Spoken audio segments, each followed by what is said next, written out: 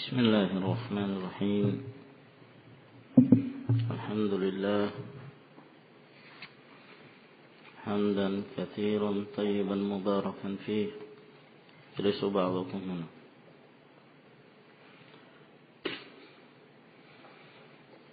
كما يحب ربنا ويرضاه، وأشهد أن لا إله إلا الله وحده لا شريك له، وأشهد أن محمدا عبده ورسوله، وصلى الله عليه وعلى آله وأصحابه وسلم تسليما كثيرا. Amma ba'd. Kita masih dalam pembahasan hadis al-muttarib, bahwa hadis al-muttarib adalah hadis yang terjadi perselisihan padanya. Apakah dari seorang perawi yang meriwayatkan dari berbagai sisi yang berbeda antara satu dengan yang lainnya, ataukah lebih dari seorang perawi yang terjadi perselisihan dalam periwayatan tersebut dan tidak memungkinkan untuk dijamak serta ditarjih, sehingga dihukumi hadis tersebut sebagai hadis al-muttarib apabila tidak terpenuhi salah satu dari persyaratan yang disebutkan dalam definisi tersebut, maka tidak dikatakan bahwa hadis itu adalah hadis yang muttarib. Kalau hadis tersebut memungkinkan untuk ditarjih, maka tidak dikatakan hadis tersebut hadis muttarib. Ataukah hadis tersebut memungkinkan untuk dijamak, sehingga tidak dikatakan hadis tersebut sebagai hadis al-muttarib. Dan tentunya dalam menghukumi hadis tersebut sebagai hadis al-muttarib, ini termasuk perkara yang nisbi, dalam artian terkadang sebagian menyangka bahwa hadis itu muttarib sesuai dengan kadar ilmu yang dimilikinya, sehingga dia pun menghukumi hadis tersebut sebagai hadis muttarib karena tidak memungkinkannya bagi dia untuk menjamak atau mentarjih. Sementara mungkin bagi para ulama yang lain telah nampak bagi mereka cara mentarjih atau cara menjamak antara riwayat-riwayat yang terlihat kontradiksi, yang terlihat terjadi perbedaan yang tidak memungkinkan untuk dijamak, ternyata mampu untuk dijamak. Sehingga dalam hal ini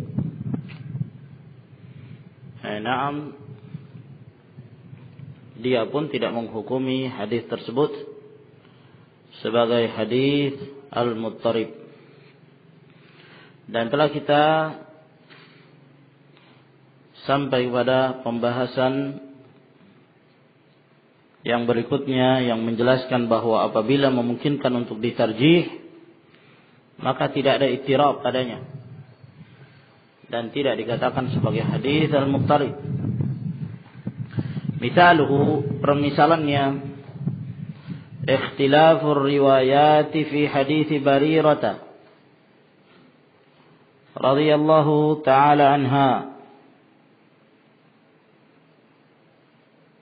terjadinya perselisihan riwayat-riwayat yang datang berkenaan tentang hadis Barirah. Barirah radhiyallahu ta'ala anha ini seorang wanita yang dahulu dia seorang budak. Dia seorang wanita yang telah memiliki suami. Dahulu kedua-duanya adalah budak. Nah, Barirah radhiyallahu taala anha ini telah disetujui oleh tuannya untuk dijadikan statusnya sebagai budak mukatibah. Yang apabila dia memiliki kemampuan untuk membayar sekian, maka dia pun bebas. Maka dia pun dibebaskan. Walhasil Barirah radhiyallahu taala anha pun datang kepada Aisyah radhiyallahu taala anha dan mengadukan hal tersebut. Maka Aisyah ingin membantu Barirah untuk dijadikan sebagai wanita yang merdeka. Dan beliau ingin membebaskannya. Maka Aisyah meminta untuk mengabarkan kepada tuannya. Maka tatkala Barirah menyampaikan kepada tuannya, maka kata tuannya, boleh bagi Aisyah untuk membebaskannya, akan tetapi walaknya harus diserahkan kepada tuannya tersebut. Ya, jadi tuannya menjadi maula. Tentunya ini akan ada hubungannya nanti dalam hal harta warisan yang dimiliki oleh Barirah ketika dia meninggal. Lalu kemudian Barirah pun mengabarkan ini kepada Aisyah radhiyallahu taala anha, sehingga kabar ini sampai kepada Rasulullah sallallahu alaihi wasallam. Maka beliau pun marah. Sebab Rasulullah alaihi salatu wassalam telah menyatakan al-wala'u liman a'taqa. Kullu syartin laysa fi kitabillah fa huwa syart batil wa in kana mi'ata syartin. Setiap persyaratan yang tidak terdapat dalam kitab Allah itu adalah syarat yang batil walaupun 100 syarat. Adapun al-wala' itu diserahkan kepada yang membebaskan. Siapa yang membebaskan? Maka maula dinisbahkan kepadanya. Maka alhasil Aisyah radhiyallahu taala anha pun membebaskan Barirah. Maka Barirah radhiyallahu taala anha hina atiqat, ketika beliau telah merdeka, telah bebas dari perbudakan. فخيرها النبي صلى الله عليه وعلى آله وسلم بين أن تبقى مع زوجها أو تفارقه. Maka Nabi sallallahu alaihi wa ala alihi wasallam memberikan pilihan kepada Barirah. Apakah dia tetap tinggal bersama suaminya, terserah dia. Dia boleh memilih untuk tetap tinggal bersama suaminya ataukah berpisah dengannya. Hal kana zawjuha hurran aw abdan? Yang menjadi perselisihan, apakah suaminya pada waktu itu dia seorang yang merdeka ataukah dia masih dalam status sebagai seorang budak?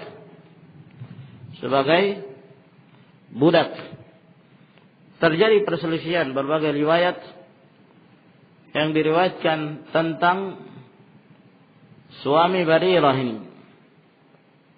Farawal Aswad an Aisyah radhiyallahu anha annahu kana hurra. Adapun Al-Aswad itu meriwayatkan dari Aisyah radhiyallahu anha bahwa suaminya statusnya telah merdeka, bukan lagi dianggap sebagai budak. وروى عروة بن الزبير والقاسم بن محمد بن أبي بكر عنها أنه كان عبدا. Sedangkan Urwah bin Zubair, Al-Qasim bin Muhammad bin Abi Bakar radhiyallahu taala anhuma, bahwa mereka berdua meriwayatkan suaminya pada waktu itu statusnya masih budak dan bukan orang yang merdeka. Terjadi perselisihan dalam riwayatan tersebut. Dijamak tidak mungkin. Gimana cara menjamak? Yang satu menyatakan budak, yang satu menyatakan merdeka. Nah sekarang apakah boleh ditempuh tariqatut tarjih? Mentarjih antara dua riwayat, mana yang lebih kuat dalam hal ini? Wa rujjihat riwayatuhuma ala riwayatil aswad. Maka dikuatkan riwayatnya Urwah ibnu Zubair dan riwayatnya Al-Qasim bin Muhammad daripada riwayatnya Al-Aswad. Bahwa riwayat Urwah, riwayat Al-Qasim lebih kuat. Yang menjelaskan bahwa suami Barirah statusnya masih dalam keadaan abd, seorang budak. Liqurbihima minha. Nah, dengan dasar apa pentarjihan ini?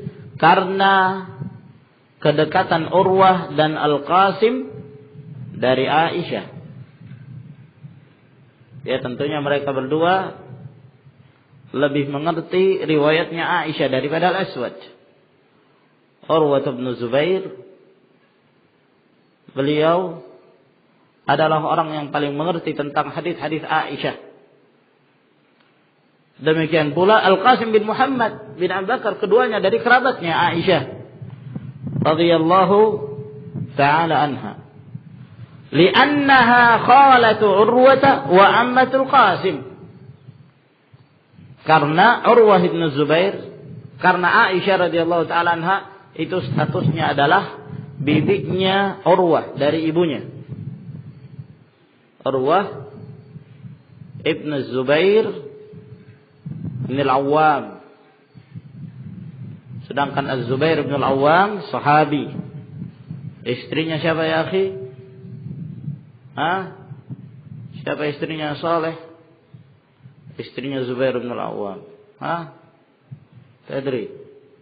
Saif? Ma tadri? Ya Abdurrahim.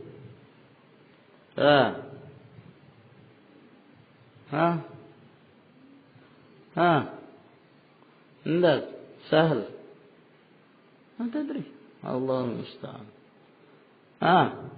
Abu Saleh istrinya Zubair bin Al-Awwam. Mahmud. Ibrahim. كلكم Asma ya akhi. Asma bintu Abi Bakar As-Siddiq. Nah, Asma ketika menikah dengan Az-Zubair bin Al-Awwam, maka dari pasangan mendapatkan keturunan. Di antaranya adalah Urwah, dan di antaranya adalah Abdullah bin Zubair. Maka dari situlah Aisyah radhiyallahu ta'ala anha diberi kunyah Ummu Abdillah. Beliau sendiri tidak punya nama, tidak memiliki anak yang bernama Abdullah. Bahkan Aisyah tidak memiliki anak, tidak mendapatkan keturunan. Kalau Abdullah diambil dari keponakannya Abdullah bin Zubair. Maka beliau pun diberi kunyah Ummu Abdillah. Naam. Fahimtum ya ikhwan? Taib. Wa ammatul Qasim. Bibinya Al-Qasim dari ayahnya Qasim bin Muhammad bin Abi Bakar. Dan Muhammad adalah akhu Aisyah. Akhu Aisyah radhiyallahu ta'ala anhuma. Wa ammal aswadu fa ajnabiyyun minha. Adapun al-aswad maka tidak ada hubungan apa-apa dengan Aisyah. Sedangkan mereka berdua ini mengerti.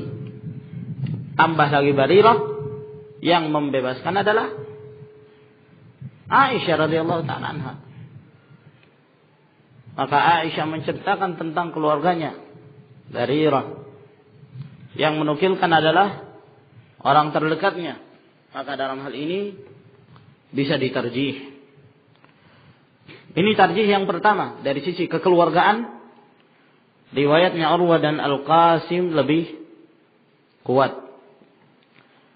Tambah lagi ma'anna fi riwayatihi inqita'an. Bahwa pada riwayatnya Al-Aswad terdapat inqita', terputus pada sanadnya. Maka ini menyebabkan lemahnya riwayat Al-Aswad dari Aisyah radhiyallahu ta'ala anha. Berarti memungkinkan untuk ditarjih dan dikuatkan riwayat Urwah bin Zubair dan Al-Qasim bin Muhammad bin Abi Bakar daripada riwayatnya Al-Aswad dari dua sisi. Keadaan ini mirip dengan keadaan riwayatnya yang menjelaskan tentang pernikahannya Maimunah dengan Nabi sallallahu alaihi wasallam. Apakah Rasulullah alaihi salatu wasallam menikahi Maimunah dalam keadaan muhrim ataukah dalam keadaan halal? Ibnu Abbas radhiyallahu taala anhuma meriwayatkan bahwa Nabi sallallahu alaihi wasallam menikahi Maimunah dalam keadaan muhrim. Sementara Maimunah sendiri meriwayatkan bahwa Nabi sallallahu alaihi wasallam menikahinya dalam keadaan halal. Yang mana yang lebih dikuatkan? Sahibatul qissah Maimunah yang memiliki kisah ini tentunya lebih mengerti tentang keadaan yang terjadi pada waktu itu daripada Abdullah bin Abbas radhiyallahu anhuma. Ditambah lagi bahwa riwayat Maimunah dikuatkan oleh Abu Rafi' radhiyallahu ta'ala anhu, yang juga beliau sempat menghadiri pernikahan yang terjadi antara Rasulullah alaihi salatu wassalam dengan Maimunah bintul Harith radhiyallahu ta'ala anha. Nah, maka di sana turuq at-tarjih banyak sekali ya kawan. Banyak turuq at-tarjih. Oleh karena itu tidak setiap apa yang dihukumi dari hadis tersebut sebagai hadis yang muttarib itu benar. Namun perlu kita melakukan pengecekan terlebih dahulu. Apabila sudah tidak memungkinkan ta'adzar al-jam'u, tidak memungkinkan untuk dijamak dan ditarjih, barulah kemudian dihukumi hadis tersebut sebagai hadis yang muttarib.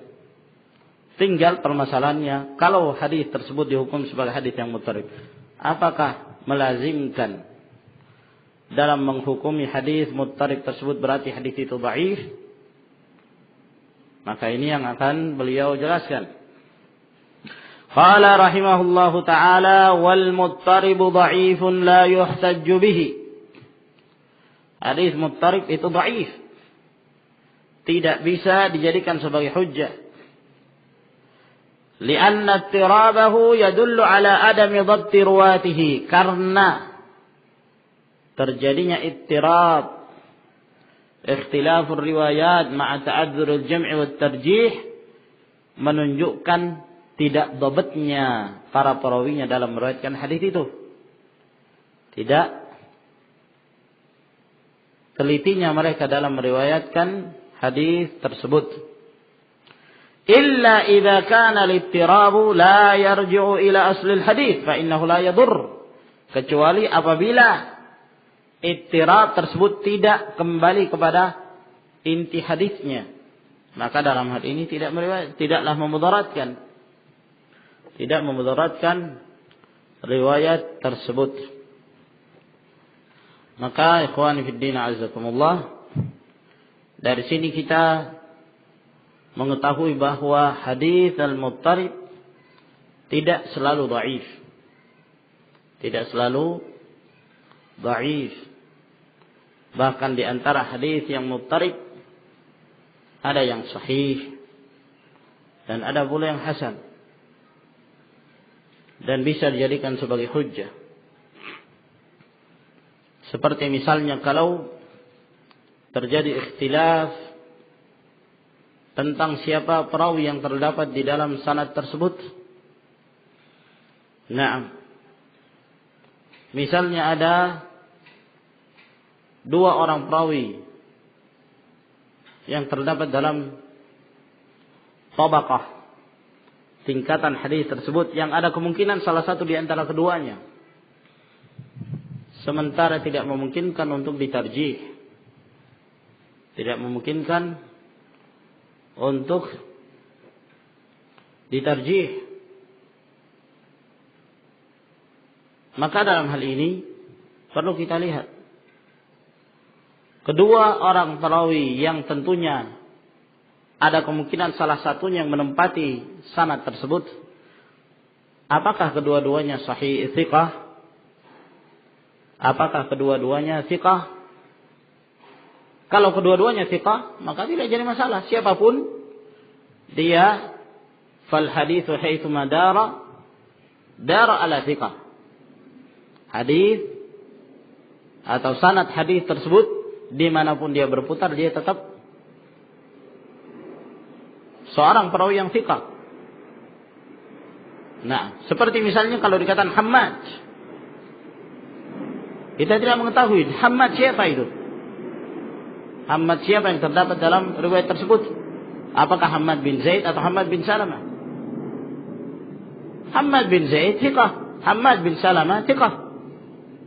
Kalaupun kita tidak mengetahui, tidak jadi masalah. Fahimtum ya ikhwan? Kalaupun kita tidak mengetahui, maka tidak menjadi masalah. Lianna as-sanada haitsu madara dara ala thiqah. Fahimtum ya ikhwan? Demikian pula sebaliknya, kalau dua-duanya dhaif, tidak bisa dijadikan sebagai hujjah. Siapapun dia, walaupun kita tidak mengetahui siapa secara ta'yin, maka hadis dhaif. Yang menjadi masalah kalau salah satunya thiqah, salah satunya dhaif.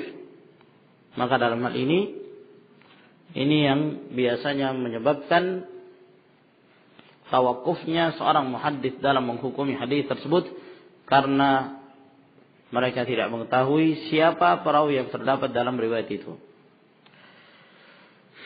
Nah, maka yang seperti ini walaupun terkadang terjadi ittirab, na'am, akan tetapi tidak kembali kepada aslul hadis dan yang semisalnya. Nah, di sini disebutkan misal oleh Ibnu Utsaimin rahimahullah. Misaluhu, permisalannya, ikhtilafur riwayat fi hadits Fudalah bin Ubaid radhiyallahu anhu. Berbeda-bedanya riwayat-riwayat yang terdapat di dalam hadis Fudalah bin Ubaid. Annahu ishtara qiladatan yawma Khaybar. Bahwasanya beliau membeli qiladah pada hari Khaybar. Membeli kalung. Bithnai 'ashara dinaran fiha dhahabun wa khirzun. Sebesar 12 dinar. 12 dinar. Nah, kalau 1 dinar berapa ya kawan? 4, sekian gram ya. Hakadha. Sahih. 20 dinar 85 gram. 1 dinar 4, sekian gram. 4,1 lah. Nanti kalau 12 dinar gram 40 49 sekian gram. Fiha dhahabun wa khirzun. yang pada kalung tersebut ada emasnya dan ada juga permatanya. Khirs, jenis permata yang diambil dari laut. Qala fa fasaltuha fawajadtu fiha aktsara min 12 dinaran. Lalu kemudian aku pun memisahkan. Jadi dipisah antara emas dengan permata itu. Ternyata saya mendapati pada kalung tersebut lebih dari 12 dinar. Gimana ini? Dikhawatirkan terjadi riba, ya kan? Karena emas termasuk dari al-asnaf ribawiyah. Jenis harta yang padanya terdapat riba. Sehingga apabila seorang hendak menukar emas dengan emas, maka harus sawa bisawa. Nah, dan harus naqd. Tidak boleh diakhirkan. Nah, dan harus sama timbangannya. Nah, ini didapati lebih dari 12 dinar. Fadzakartu dzalika lin-nabi sallallahu alaihi wa alihi wasallam faqala, maka aku pun menyebutkan itu kepada Nabi sallallahu alaihi wasallam, maka beliau pun bersabda, la tuba'u hatta tussal. Tidak boleh dijual sampai dipisah. Mana emas dan mana yang selain emas. Baik. Fa fi ba'd riwayati anna Fudalah tashtaraha. Pada sebagian riwayat menyebutkan bahwa Fudalah telah membelinya. Wa fi ba'dihha anna ghairahu sa'alahu an shira'iha. Dan pada sebagian riwayat bahwa selain Fudalah menanyakan tentang hal membelinya. Jadi ada yang mengatakan Fudalah sudah membeli, ada lagi yang mengatakan belum, yang lain baru bertanya. Wa fi ba'd riwayat annahu dhahabun wa khirzun. Dalam sebagian riwayat bahwa itu emas dan khirz. Wa fi ba'dihha dhahabun wa jauhar. Pada sebagian lagi menyebutkan bukan itu emas dan jauhar, yakni sejenis permata. Nah, walhasil perbedaannya hanya ya satu menyatakan intan, satu menyatakan berlian, itu aja. Nah, berbeda. Khirz ada yang mengatakan jauhar. Wa fi ba'dihha khirzun mu'allaqatun bidhahab. Ada lagi dalam riwayat yang lain mengatakan bahwa kalung tersebut ya adalah khirz, permata yang digantung dengan emas. Wa fi ba'dihha bi 12 dinaran. Dalam sebagian riwayat disebutkan harganya 12 dinar. Wa fi ba'dihha bi 9 dananir. Sebagian lain menyatakan 9 dinar. Wa fi ba'dihha 7. Ya. Sebagian riwayat menyatakan 7 dinar. Walhasil banyak versi. Ya. Berbagai riwayat yang menyebutkan tentang kejadian jual beli Fudalah bin Ubaid radhiyallahu taala anhu dengan kalung ini. Qala al-Hafidz Ibnu Hajar, berkata al-Hafidz Ibnu Hajar rahimahullah, wa hadza la yujibu dha'fan, yakni al-hadits. Dan ini tidaklah menyebabkan lemahnya hadis. Tidak menyebabkan dhaifnya hadis ini. Balil maqsudu minal istidlal mahfuzun la ikhtilafa fi. Bahkan yang dimaksudkan dari pengistidlalan dari hadis ini tetap terpelihara, tidak ada khilaf padanya. Tidak ada khilaf padanya. Nah, mereka sepakat dalam hal perkataan Nabi sallallahu alaihi wasallam, la tuba'u hatta tussal. Ini mereka semua meriwayatkan perkataan ini. Tidak boleh dijual sampai dipisah. Tidak boleh dijual sampai dipisah. Mana emas, mana bukan emas. Faham ya ikhwan? Nah, Mereka semuanya meriwayatkan ada 9 dinar, ada 7 dinar, 12 dinar, tapi tujuan mereka sama, yaitu menukilkan perkataan Nabi alaihi salatu wasallam. Ada kemungkinan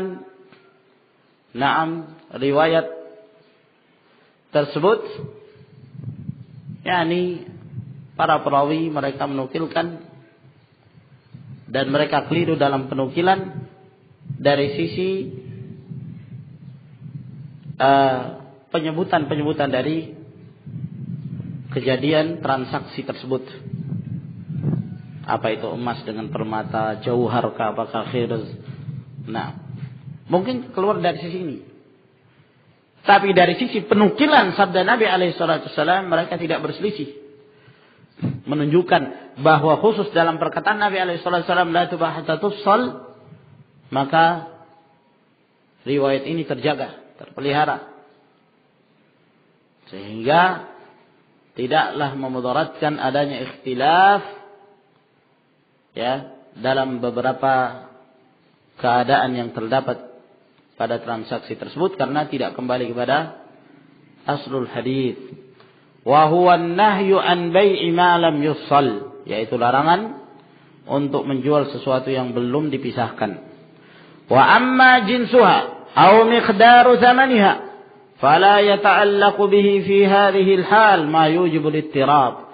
Adapun jenisnya, kalung itu emas dengan apa, ataukah kadar harganya berapa, maka tidaklah berhubungan dengan keadaan ini yang mengharuskan terjadinya ittirab pada hadis tersebut. Wa kadzalika la yujibu al-ittiraba, demikian pula tidaklah mengharuskan terjadinya hadis muttarib ma yaqa'u min al-ikhtilaf fi ismi rawi aw kunyatihi, yaitu apa yang terjadi dari perselisihan pada nama seorang perawi atau kunyahnya, au nahwi dzalik, atau yang semisalnya, ma'al ittifaqi ala ainihi, dalam keadaan mereka sepakat bahwa yang dimaksud itu si fulan, walaupun mereka berbeda dalam hal namanya. Nah, ada yang menyatakan Muhammad, ada yang menyatakan Ahmad, ada yang mengatakan Abu Fulan, ada yang mengatakan Abu Allan, walhasil berbeda. Tapi yang mereka maksudkan sama, si fulan itu. Maka tidak jadi masalah. Ya. Kama yujadu katsiran fil ahadits sahihah. Sebagaimana yang telah dapati banyak dari hadis-hadis yang sahih. Nah, jangankan itu, Abu Hurairah radhiyallahu taala sahabiyun jalil diperselisihkan ya tentang siapa nama beliau. Namun yang demikian tidaklah merusak dari apa-apa yang beliau riwayatkan. Maka dari sini ikhwan fillah azakumullah perlu diperhatikan bahwa terkadang terjadi perselisihan yang seperti ini memungkinkan untuk dijamak dan memungkinkan untuk ditarjih, atau mungkin tidak mungkin tapi tidak kembali kepada aslul hadis. Tidak kembali kepada aslul hadis. Kalaupun dihukumi hadis tersebut muttarib, ya, misalnya kita mengatakan bahwa dalam sanad ini terjadi ittirab atau pada sanad ini terjadi ittirab, tapi menghukumi ittirab pada sanad tersebut atau pada matan tersebut tidaklah mengharuskan kedhaifan. Tidaklah mengharuskan kedhaifan. Nah, jadi kesimpulannya barakallahu fikum bahwa al-hadis al-muttarib terkadang dimasuki oleh sahih dan hasan. Nah, dan demikian pula dhaif. Ya, apabila telah terpenuhi syarat hadis tersebut untuk dikatakan sebagai muttarib, maka tinggal dilihat apakah ittirab yang terjadi pada sanad tersebut atau pada matan hadis itu menyebabkan rusaknya hadis atau tidak. Apabila tidak menyebabkan rusaknya hadis tersebut, maka dimungkinkan untuk diamalkan dan dijadikan sebagai hujjah. Kecuali apabila terjadinya perselisihan yang tidak mungkinkan untuk dijamak dan ditarjih, ya, maka dalam hal ini bisa menyebabkan lemahnya riwayat tersebut. Namun apabila terjadi ikhtilaf dalam riwayat-riwayat tersebut ya ikhwan, maka yang paling pertama yang harus kita teliti terlebih dahulu adalah sanad masing-masing dari riwayat itu. Sanad masing-masing dari riwayat tersebut. Sebab biasanya terjadi khilaf dalam berbagai lafaz, namun yang menyebabkan terjadi khilaf karena kedhaifan sebagian dari sanad. Misalnya tentang penyebutan tinggalnya Nabi sallallahu alaihi wasallam pada Fathu Makkah. Ada yang mengatakan 20 hari, ada yang mengatakan 19 hari, ada yang mengatakan 18, ada yang mengatakan 17, ada yang mengatakan 15. Terjadi ikhtilaf dalam penyebutan lafaz tersebut. Maka dalam hal ini yang paling pertama kita periksa adalah sanadnya. Ya, apakah semua dari sanad-sanad tersebut bisa dijadikan sebagai hujjah, tidak ada illahnya, tidak ada penyakitnya, tidak ada kelemahannya. Ternyata setelah kita teliti, atau para ulama telah menyebutkan bahwa tidak ada riwayat-riwayat yang paling sahih dalam menyebutkan tinggalnya Nabi SAW di Fathu Makkah, kecuali riwayat Ibnu Abbas yang diriwayatkan Imam Bukhari bahwa Nabi SAW tinggal di sana 19 hari. Tinggal di sana selama 19 hari. Adapun riwayat yang lain terjadi illah dalam riwayat tersebut. Maka ini yang terlebih dahulu yang kita harus periksa. Naam. Dari sisi kekuatan sanad tersebut. Ya, sama seperti ini. Ikhtilaf riwayat dalam menjelaskan tentang kisahnya Fudalah juga harus kita periksa terlebih dahulu. Dari sisi sanadnya. Apakah yang menyebutkan Zahabun wa Khirzun itu lebih sahih daripada Zahabun wa Jauhar?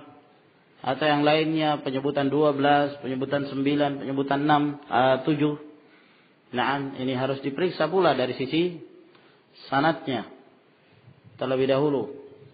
Apabila kesemuanya telah diperiksa dan bisa dijadikan sebagai hujjah, barulah kemudian kita menempuh tariqatul jama'. Kita jama'. Memungkinkan enggak untuk dijama' antara riwayat-riwayat tersebut? Nah, ya.